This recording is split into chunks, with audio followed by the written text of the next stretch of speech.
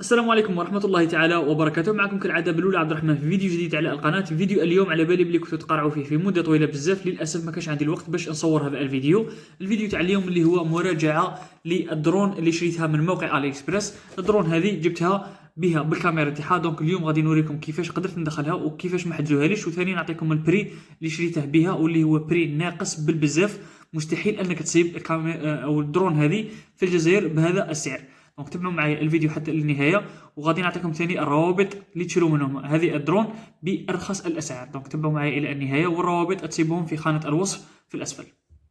اذا خوتي هذه هي الدرون، غادي نفتحوها دروك امامكم. الدرون هذه فتحتها من قبل لكن عاود غلقتها باش نديروا معها مراجعه مع بعض. دونك كي نفتحوها غادي نصيبوا الحاجه الاولى اللي هو الكونترولير تاعها، اللي يعني الجهاز اللي تقدر من خلاله انك تتحكم في الدرون.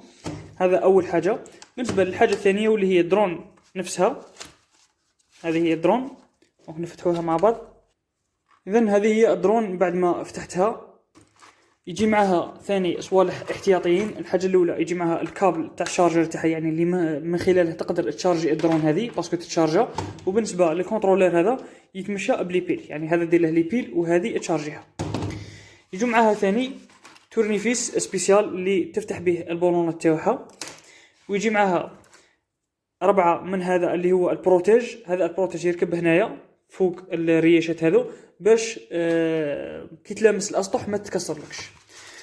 وثاني يجوا معها هذو الرياشات صغار اللي تقدر تبدلها في حاله تكسرت لك وحده من هذو. كما راكم تشوفوا هذه الدرون كومبلي في لابوات هذه تاعها. خلصتها كومبلي ب 362,000 بالاورو، خلصتها ب 16.48 اورو، يعني بتقريب حوالي 662,000.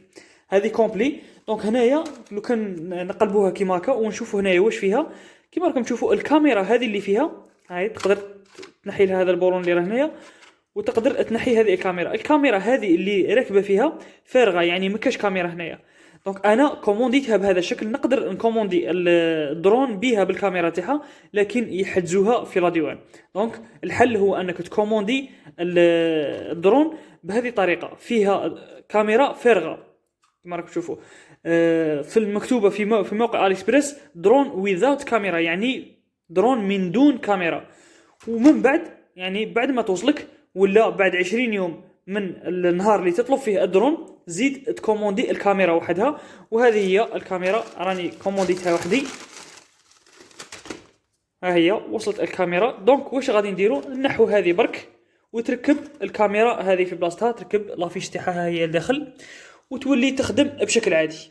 دونك هذه الطريقه اللي دخلت بها الكاميرا انايا. كما قلت لكم هذه شريتها ب 360,000 وهذه شريتها ب 27.78. دونك صح هذه الكاميرا غاليه على الدرون في حد ذاتها.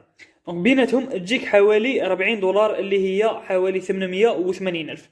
بيناتهم كاميرا بها بالدرون تاعها تجيك حوالي 880,000. ولو كان تشري هذه الكاميرا من الجزائر على الاقل غادي تشريها ب 5 ملايين.